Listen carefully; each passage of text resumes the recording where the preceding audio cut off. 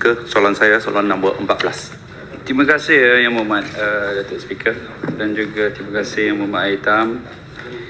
Untuk maklumat Yang Mohd, stesen pengecasan untuk motosikal elektrik telah dipasang di 10 lokasi sekitar Pulau Pinang, iaitu 9 di bahagian pulau dan 1 di seberang perai, dengan jumlah 23 unit plug pengecasan. Senarai lokasi stesen-stesen pengecasan yang disediakan oleh PBT adalah seperti berikut: Astaka Persiaran Geni, Kompleks Makanan Medan Renung Padang Kota Lama, First Avenue Mall, Kompleks MVP Lebuh Pantai, Kompleks Desiran Tanjung Tanjung Tokong, Astaka Batu Lancang, Kompleks Sri Selera Bayan Baru, Bukit Jambu Kompleks, Kompleks Bukit Gedong dan juga Jalan Betik seberang Perai Tengah. Berdasarkan garis panduan perancangan petak pengecasan kenderaan elektrik ataupun EVCB, Electric Vehicle Charging Bay, dan prosedur permohonan pemajuan yang telah diluluskan oleh Majlis Perancang Fizikal Negara pada 18 September 2023, pemasangan EVCB ini adalah untuk motosikal bagi pembangunan sedia ada adalah mengikut permintaan, dan bagi pemajuan baru adalah digalakkan penyediaan minimum 1 EVCB untuk kenderaan motosikal di setiap pembangunan. Tapi saya yakin rakan saya Yang Mohd Jawi sedang melihat kepada garis-garis panduan ini dan mungkin akan menambah lagi keperluan minimum untuk petak EVCB. Oleh yang demikian, selaras dengan Malaysia Low Carbon Mobility Blueprint 2021 hingga 2023 dan juga visi Penang 2030, Kerajaan Negeri melalui kedua-dua PBT akan terus menggalakkan pemasangan stesen pengecasan motosikal elektrik di sekitar kawasan pulau dan juga di seluruh negeri Pulau Pinang. Soalan kedua Yang Berhormat, kadar penggunaan stesen pengecasan motosikal elektrik yang telah dipasang sebenarnya hanya boleh diperolehi sekiranya meter elektrik khusus dipasang. Tapi oleh kerana ia hanya menggunakan plug yang biasa 11M, setakat ini MVP tiada maklumat mengenai kadar penggunaan, memandangkan dia berkongsi meter dengan kawasan di sekitar. Manakala di MBSP pula, meter khusus dan berasingan digunakan dan kadar penggunaan setahun dianggarkan dalam RM550. Terima kasih. Terima kasih Tani Bunga. Soalan tambahan saya, selain daripada skim galakan penggunaan motosikal elektrik yang diperkenalkan oleh Kerajaan Persekutuan di bawah pihak Kerajaan Negeri Pulau Pinang, adakah Kerajaan Negeri mempunyai sebarang cadangan insentif yang mungkin diberikan untuk mengalakkan penggunaan motosikal EV di Negeri Pulau Pinang? Terima kasih. Terima kasih Yang Berhormat atas soalan tambahan tersebut.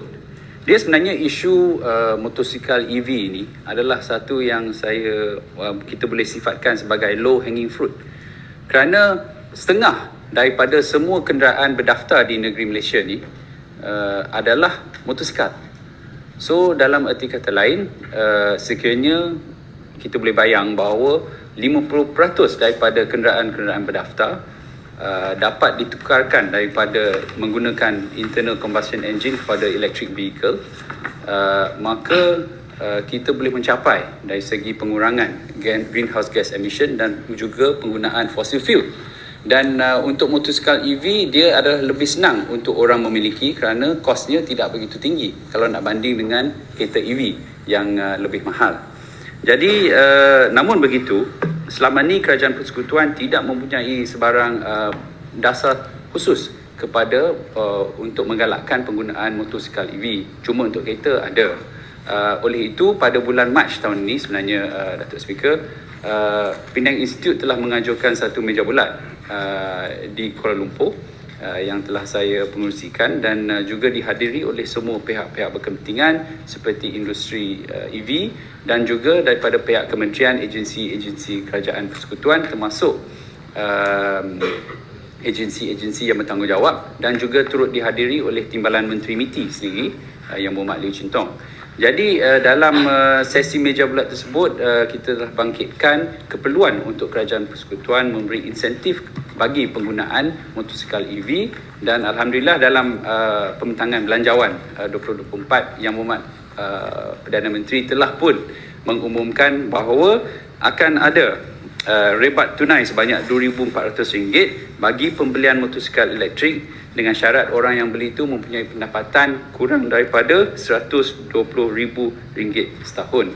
Jadi ini adalah satu usaha yang baik sebagai permulaan agar negara Malaysia ini ramai lagi boleh berpindah menggunakan motosikal EV berbanding dengan motosikal combustion engine. Tapi dari segi kerajaan negeri, kita telah menyediakan tempat pengecasan secara percuma untuk sesiapa yang menggunakan EV motosikal.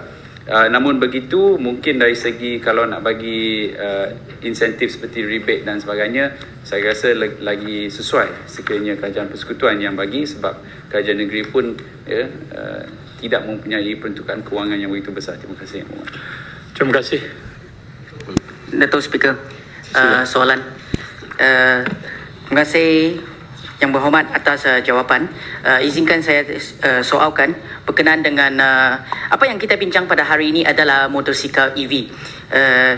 Jadi merujuk kepada soalan bertulis saya juga, adakah kerajaan negeri berhasrat untuk menambahkan stesen EV charging untuk kenderaan bermotor beroda 4? Dan selain itu, untuk e-scooter, skuter elektrik dengan izin yang berkeliaran di sekitar Georgetown khususnya, so adakah mereka dikira sebagai kenderaan EV dan dibenarkan untuk membuat charging ataupun mengecaskan kenderaan mereka di stesen-stesen yang sedia ada oleh MBBP? Terima kasih.